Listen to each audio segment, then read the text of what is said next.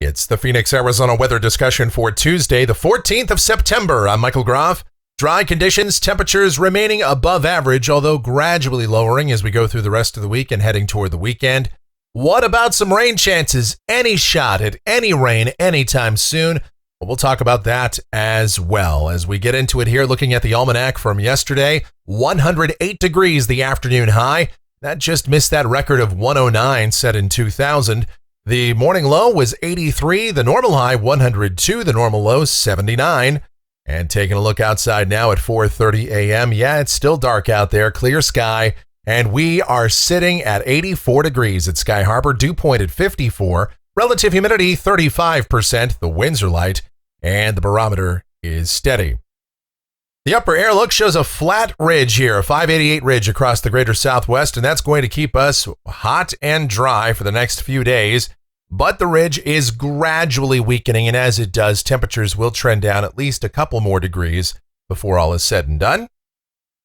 Here's the watch warning map, obviously the big story along the Texas coast, where tropical storm warnings continue in association with Nicholas. And we also have flash flood watches and a few flash flood warnings ongoing down there. Otherwise, the rest of the country is fairly quiet. The convective outlook for today, we've got a risk of severe storms extending from the Central Plains up into the Great Lakes and across western New York, and at marginal risk along the southeast Texas and southern Louisiana coast. And that, of course, is with Nicholas, where there could be some isolated tornadoes. Checking out the tropics this morning, still a few areas of concern. We have that wave north of Hispaniola. That is expected to continue to move to the northwest, paralleling the east coast of the United States. Could still be a threat, but we will just have to see. And then we've got a wave coming off the African coast. This is Invest 95L, the National Hurricane Center giving that a high chance of development. And looking at some of the modeling on this, the tropical models, at least some of them do have this gaining latitude. Hopefully that's the case, and this just stays out over the Atlantic and doesn't bother anybody. But it is, of course, too early to tell. And then we've got Nicholas, and this did briefly become a Category 1 hurricane last night, now back down to a tropical storm, top winds at 70 miles per hour. Pretty close to the Houston area, putting down copious amounts of rain, some strong wind, and yes, we could see some isolated tornadoes with this as well, always a threat with any landfalling tropical system. The big story will be that rain, though, up to 10 inches of rain in some spots, so be aware of that, and the possibility of flood and or flash flooding will continue as this gradually heads to the east-northeast and diminishes over time. Here's the precipitation outlook around here, valid through next Tuesday morning from the WPC. And hey, they've got a few hundredths of an inch of rain possible around here. This is expected for Friday night and Saturday morning.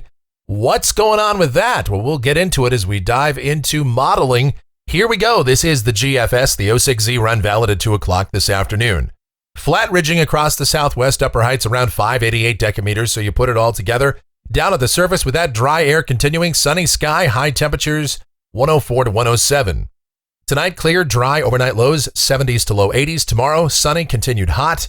Highs a couple of degrees either side of 105, and pretty much the same forecast on Thursday. Highs 101 to 105, the sky sunny, the air dry. On Friday, an upper low is approaching the Southern California coast, and we've seen this advertised on the GFS for the last few runs. And this could pull some moisture northward into southern Arizona for some widely scattered late afternoon and nighttime showers and storms Friday afternoon, Friday night, early Saturday. I would say right now this is still a really outside chance, but we have seen a reasonably consistent advertisement of this scenario on the GFS. The European remains rather dry, so, for now I'm going to keep the forecast dry, but as we get closer, might have to start nudging up those chances for at least some isolated showers Friday night, early Saturday. Even if we were to get rain out of this, it would not be very much at all, maybe just a few hundredths of an inch at best. But something to break up the monotony of this post-monsoonal weather pattern, that's for sure. Otherwise, the day on Friday, high temperatures 100 to 103, and the sky would be sunny to mostly sunny. Saturday, again, if the GFS is right, maybe an isolated shower or storm in the morning, otherwise mostly sunny. High temperatures upper 90s to about 102. And then Sunday and Monday will dry it out with a mainly west or northwesterly flow aloft, and high temperatures upper 90s to near 103. Here's a week from today. This is Tuesday, the 21st. A shortwave ridge here, a northwesterly flow. and that looks warm and dry. And going out 10 days. This is Thursday, the 23rd, and a trough is passing across the Pacific Northwest and a little short wave coming through here. So temperatures might nudge down a little bit with an increase in breezes. High temperatures relatively close to seasonal averages, and by this point, that means highs in the mid to upper 90s. And checking out rainfall for the Phoenix area coming off of the European ensemble. This runs out basically through the end of September, and really not much of anything expected here. And temperatures off the national blend of models, the overall trend is down. And as we get toward the weekend and next week, highs drop in the 90s, overnight lows mainly in the 70s. We'll take that because that's about climatologically average for that point in the year. And that's going to do it for the Phoenix, Arizona weather discussion for today. My next video back here tomorrow morning. If you enjoy these videos, be sure to subscribe, like, share, and click that notification bell so that whenever a brand new video is posted, you'll get the notice. Your comments, questions, and suggestions, they are always encouraged as well. I thank you so very much for watching. It is greatly appreciated. You guys be safe, stay cool, stay hydrated out there, watch your kids around the swimming pool, and have yourselves a tremendous Tuesday.